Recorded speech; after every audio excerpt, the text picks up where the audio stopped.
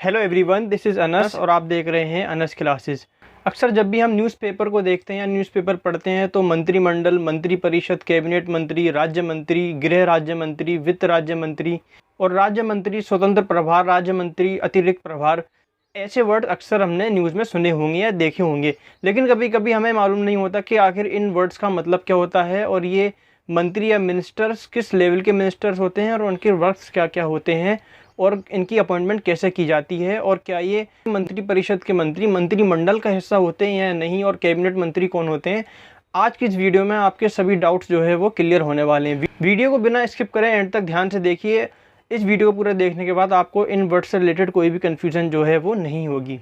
देखिए, इंडिया में हम जिस सिस्टम को फॉलो करते हैं, जिस तरीके को फॉलो करते हैं, वो जनरली इंस्पायर्ड है ब्रिटिश के वेस्टमिनिस्टर मॉडल से, जहाँ पर अलग अलग क्लासिफिकेशन किया गया था कि रेल मंत्रालय अलग होगा, वित्त मंत्रालय अलग होगा। हर एक काम के लिए स्पेसिफिकली सेपरेटली एक अलग मंत्रालय, एक मिनिस्ट्री बनाई गई थी कि ये मंत्रालय ये काम देखेगा, वो मंत्रालय वो काम देखेगा। और इसी तरीके से शासन को चलाने के हमारे प्रशासन के पास प्रैक्टिस थी।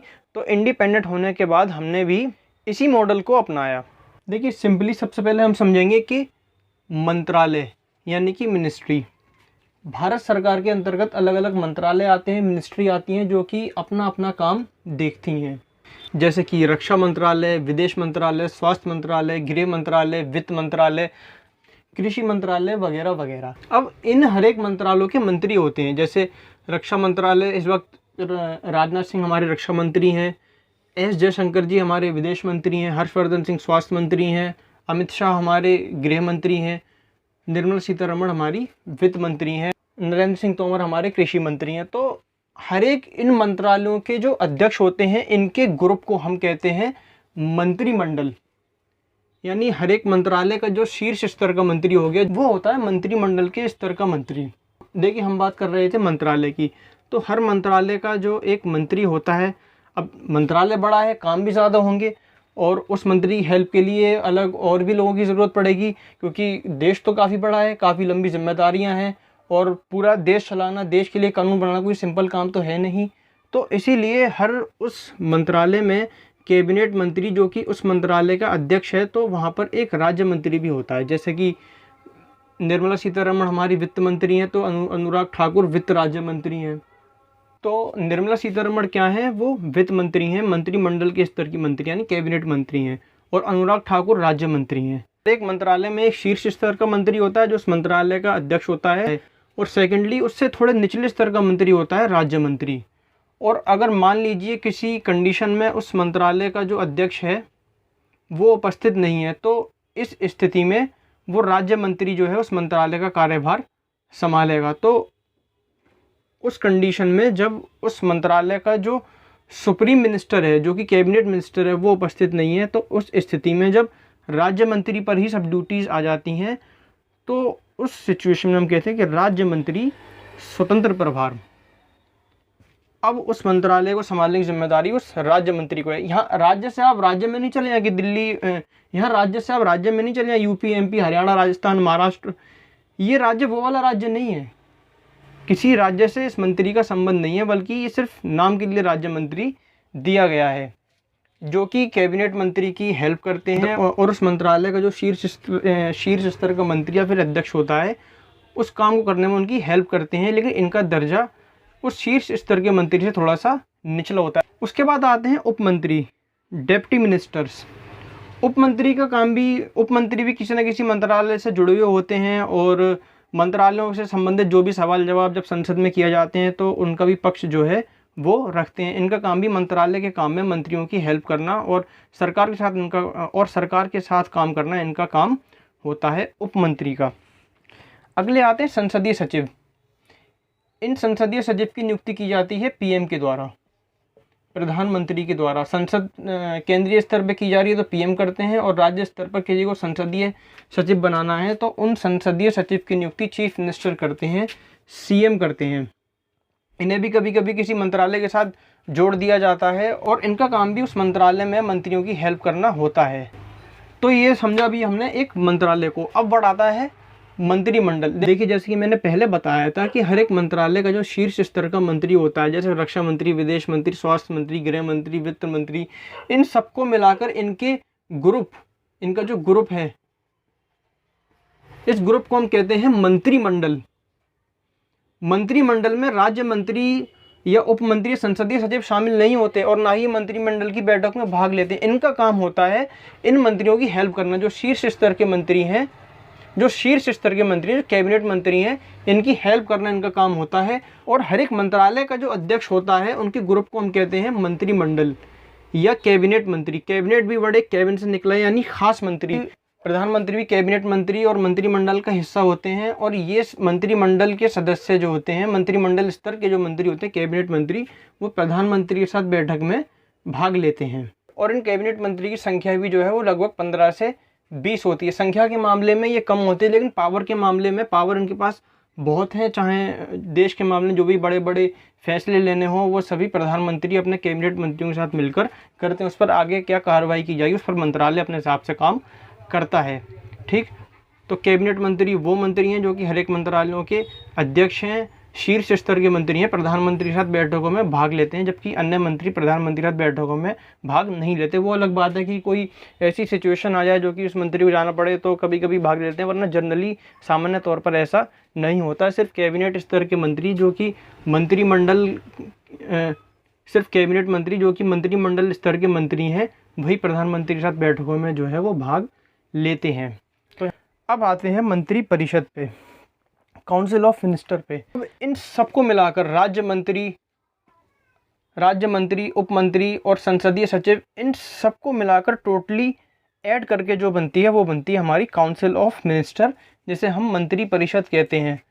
तो प्रधानमंत्री से लेकर राज्य मंत्री, उप मंत्री और संसदीय सचिव के भी कुछ सदस्य जो होते हैं, इन सबको टोटल को मिलाकर बनती है वो बनती है हमारी मंत्री परिषद।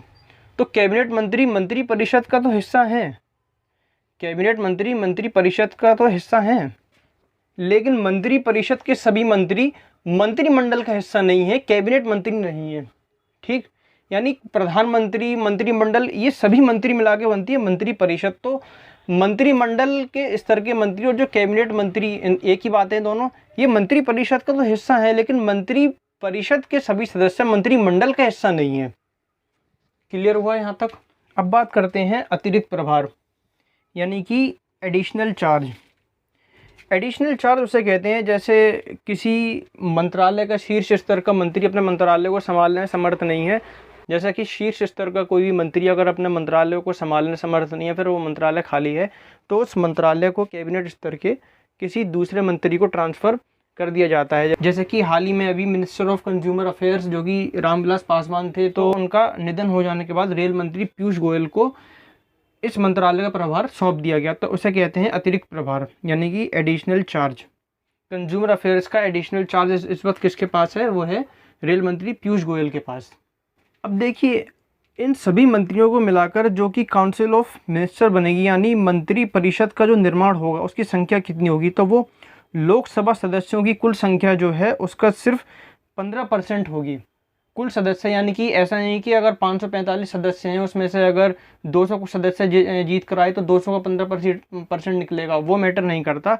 राज्यसभा के सदस्य यहाँ पर इंक्लूडेड नहीं है, तो लोकसभा के टोटल मेंबर्स का जो 15% निकलेगा, उतने ही सदस्य मंत्री परिषद के सदस्य बन सकते हैं या फिर मंत्री बन सकते हैं। अब चाहे वो उप मंत्री हों, राज्य मंत्री हों या फिर कैबिनेट स्तर के मंत्री हों, जो भी हों, उनकी संख्या कुल संख्या की 15% बैठती है, जो कि अगर हम 545 का अगर 15% निकालें तो ये लगभग 75 से 80 के बीच बैठेगा। और औसत इनकी संख्या 50 से 60 के बीच रहती है मंत्री परिषद के कुल सदस्यों की संख्या। तो ये थी हमारी मंत्री परिषद, जिसमें सभी स्तर के मंत्री होते हैं। मंत्रिमंडल, जिसमें सिर्फ जो विभागों के अध्यक्ष होते हैं उनके ग्रुप को मंत्रिमंडल कहते हैं, और इन्हें हम कैबिनेट मंत्री कहते हैं, क्योंकि वो प्रधानमंत्री के साथ बैठक में भाग लेते हैं। और ये कैबिनेट भी वर्ड जो है। अब इन सबसे संबंधित भारतीय संविधान क्या कहता है? भारतीय संविधान में आर्टिकल 74 और 75 में मंत्रिमंडल और मंत्री परिषद से संबंधित जो है वो प्रावधान किए गए हैं। देखिए, आर्टिकल 74 क्या कहता है कि राष्ट्रपति की सहायता के लिए एक मंत्री परिषद होगी और राष्ट्रपति उसी सलाह के अनुसार अपना काम करेंगे। राष्ट्रपति जैसा कि हम जानते हैं सिर्फ एक औपचारिक तौर पर देश के प्रधान है, जबकि वास्तविक शक्ति यानी ओरिजिनल पावर, देश को जो चलाते हैं, देश के लिए लॉज और पॉलिसीज़ जो बनाते हैं, क्या करना है क्या नहीं करना है, वो मंत्रिपरिषद तय करती है। यानी प्रधानमंत्री और कैबिनेट स्तर के मंत्री वो तय करते हैं कि हमें क्या करना होगा। हालांकि काम सारे प्रेसिडेंट यानी राष्ट्रपति के नाम से ही होते हैं, लेकिन वास्तविक तौर पर उन कामों को रियलिटी पर अगर हम देखें, जो उन कामों को कर रहा है वो कौन करती है, वो मंत्रिपरिषद करती है। जो सलाह मंत्रिपरिषद उन्हें देगी उसके अनुसार ही वो कार्य कर सकते हैं। ये हमारा article 74। Now let us come to the article 75 that what does it says. अब आते हैं आर्टिकल 75 पर कि ये क्या कहता है। आर्टिकल 75(1) कहता है कि राष्ट्रपति प्रधानमंत्री की नियुक्ति करेंगे। The president will appoint the prime minister, और पीएम की सलाह के अनुसार अन्य मंत्रियों की नियुक्ति करेंगे। The president will appoint the prime minister and he will also appoint the other ministers in consultation with the prime minister. जो सलाह प्रधानमंत्री ने देंगे कि किस व्यक्ति को किस विभाग का मंत्री बनाना है, उसी के अनुसार राष्ट्रपति अन्य मंत्रालयों के मंत्रियों की नियुक्ति जो है वो करेंगे। ये कहता है हमारा आर्टिकल 75(1) अनुच्छेद 75(1) ये कहता है। दूसरा आर्टिकल 75(1)(a) और 75(1)(b। 75(1)(a) और 75(1)(b) को 91वें संवैधानिक संशोधन अधिनियम 2003 के द्वारा भारतीय संविधान में शामिल किया गया था। तो जो कुल संख्या लोकसभा के सदस्यों की, जो बात यहाँ पर मैंने बताई थी कि लोकसभा के सदस्यों की जो कुल संख्या है, उन सदस्य संख्याओं के सिर्फ 15% ही मंत्रिपरिषद का सदस्य बन सकते हैं। इससे अधिक नहीं, कम होंगे तो चलेगा, इससे एक अधिक भी सदस्य मंत्रिपरिषद का सदस्य नहीं बन सकता। क्लियर। और दूसरा प्रावधान आर्टिकल 75(1)(b) कहता है कि अगर कोई भी मंत्री दल बदल करता है तो दल बदल कानून के तहत उसकी सदस्यता भी रद्द कर दी जाएगी और वो मंत्री भी नहीं रह सकेगा। और इसी के साथ साथ इंडियन कॉन्स्टिट्यूशन की, भारतीय संविधान की 10वीं अनुसूची के पैराग्राफ 2 में मंत्रियों के लिए जो डिस्क्वालिफिकेशंस अयोग्यताएं दी गई हैं, उसके अनुसार अगर उन अनुसूची में से किसी भी प्रावधान के अनुसार वो मंत्री अयोग्य पाया जाता है तो उसकी पद की योग्यता भी निरस्त हो जाएगी। 75(2) कहता है कि जब तक प्रेसिडेंट का प्लेजर बना रहेगा तब तक ही मंत्रिपरिषद जो है वो अपने पद पर कार्य कर सकेगी। अगला 75(3) कहता है कि मंत्रिपरिषद जो होगी वो सामूहिक रूप से लोकसभा के प्रति उत्तरदायी होगी। यानी जो भी प्रश्न सदन के दूसरे सदस्यों के द्वारा, क्योंकि जब भी इलेक्शंस होते हैं तो ऐसा तो पॉसिबल है नहीं कि सारे एक ही पार्टी के मेंबर्स जीत कर आते हैं, कुछ अपोजिशन के मेंबर्स भी होते हैं, कुछ रीजनल पार्टी के मेंबर्स भी होते हैं। तो वो संसद के दूसरे सदस्य सरकार से, पावर में मौजूद लोगों से अगर जो सवाल पूछेंगे तो उन सवालों का जवाब मंत्रिपरिषद को देना होगा। यानी लोकसभा के प्रति सामूहिक उत्तरदायित्व जो है मंत्रिपरिषद का वो बनता है, इनकी कलेक्टिव अकाउंटेबिलिटी बनती है लोकसभा के प्रति। आर्टिकल 75(4) कहता है कि जब भी सदन का कोई भी सदस्य, देखिए सदन कोई सदस्य इसलिए जो सांसद बनने जाने की योग्यता रखता हो, वो पर्सन अगर मेंबर ऑफ पार्लियामेंट है तभी वो मंत्री बन सकता है, वरना वो मेंबर नहीं बन सकता। इसके बारे में अभी हम आगे बात करेंगे। सदस्य होना भी जरूरी है। अगर राज्य स्तर पर कोई मंत्री है तो वैसे वो विधायक होना चाहिए, और केंद्रीय स्तर पर अगर उसे कोई मंत्री बनना है तो उसे सांसद होना भी जो है वो ज़रूरी है। अगर नहीं है तो 6 महीने के भीतर सदन का सदस्य बनना जरूरी है, वरना वो मंत्री नहीं रह सकता। तो राष्ट्रपति के समक्ष पद और गोपनीयता की शपथ लेनी होगी। जैसे कि हम देखते हैं जब सरकार बनती है तो हर एक मंत्री पद की शपथ वही कि मैं विधि द्वारा स्थापित भारत के संविधान के प्रति सच्ची श्रद्धा और निष्ठा रखूंगा तथा मैं भारत की प्रभुता और अखंडता अक्षुण्ण रखूंगा तथा मैं भय या पक्षपात, अनुराग या द्वेष के बिना सभी प्रकार के लोगों के प्रति संविधान और विधि के अनुसार न्याय करूंगा। उम्मीद करता हूँ मैंने ठीक बोला होगा, अगर कोई मिस्टेक हुई हो तो इग्नोर करें क्योंकि मैं याद करके नहीं आया था। और दूसरी शपथ होती है गोपनीयता की शपथ।